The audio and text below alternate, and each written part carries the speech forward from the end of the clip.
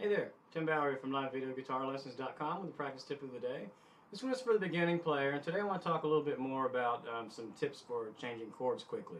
I have a lot of tips over on the website already, www.livevideoguitarlessons.com, and just look for the ones in the beginner section under, that deal with changing chords quickly, because there are lots and lots and lots of different ways to do it, and far too many to cover in one video. So I'm just breaking them down to short videos.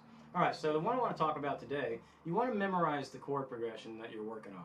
You don't have to memorize the whole song, but the very fact that you're reading it off of a lead sheet, or it's in front of you or on a stand or something, the fact that you're reading while you're playing chords, while you're thinking about rhythm, while you're strumming, while you're trying to hear the song in your head, or while you're trying to play along with the metronome, or while you're playing along with the music, the reading part's very distracting.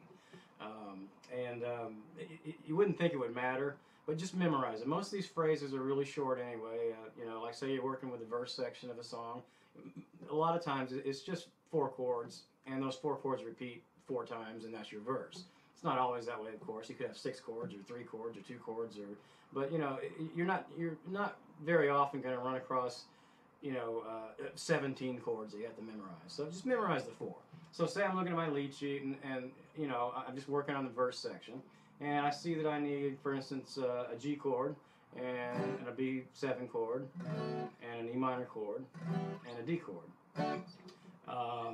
So what I would do, you just want to get familiar with those chords. Just kind of have the lead sheet in front of you, so you don't have to memorize it yet, and just kind of get used to just kind of going through the chords and kind of looking for the common notes, so you can make quick changes. There's another video over on the website about looking for common notes. But you could just kind of look for the quickest way to change it, and then change my E minor.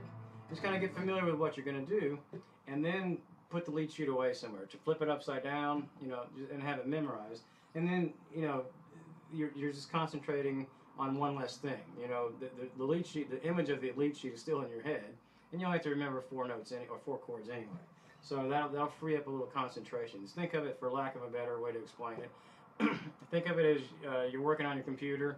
What's one less thing? If your computer's running 50 different things all at the same time, or 100 or whatever, I mean, there are a lot of things going on in the background. The more stuff you have going on in the background that's unneeded, the slower your computer is. And the brain's not exactly like that, of course, but the fewer things you're thinking about, the more brain CPU you have freed up to concentrate on what you're doing. So we want to make sure that we're doing that. So, and once you have that in mind, you've kind of gone through the chords, and then just play them a little bit, and then practice changing them quickly.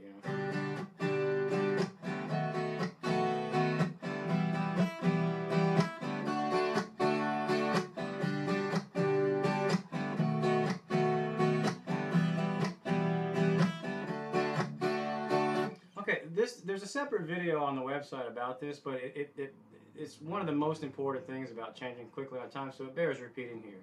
You probably didn't hear it because you hear this all the time, and this is the way people play guitar, but the very last 8th note of that measure, generally when people are strumming, is with no chord at all. It's just an open string upstroke.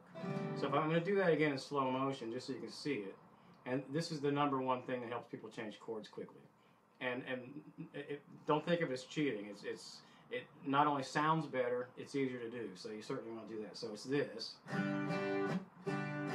last upstroke, and then I'm just going to go pick my fingers up, and then I'm going to use that time when they're up to change to the next chord. So in slow motion, this is.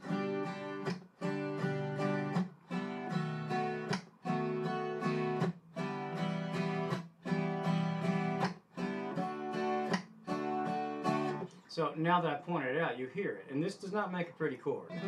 It is a chord, but it doesn't make a very nice one. It doesn't matter. It's a percussive beat.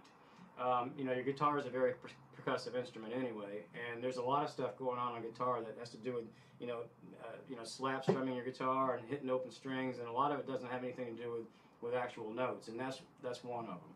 And so I'm going to do it again sped up, and you kind of listen for it. You'll hear it now, but you won't. You'll see that it doesn't interfere with the chord progression.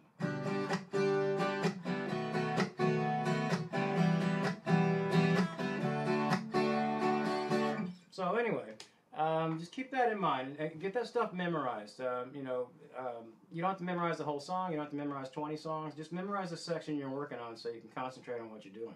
So anyway, thanks for tuning in for this practice tip. Tune in again tomorrow for another one, and I will see you next time. Thanks. Bye.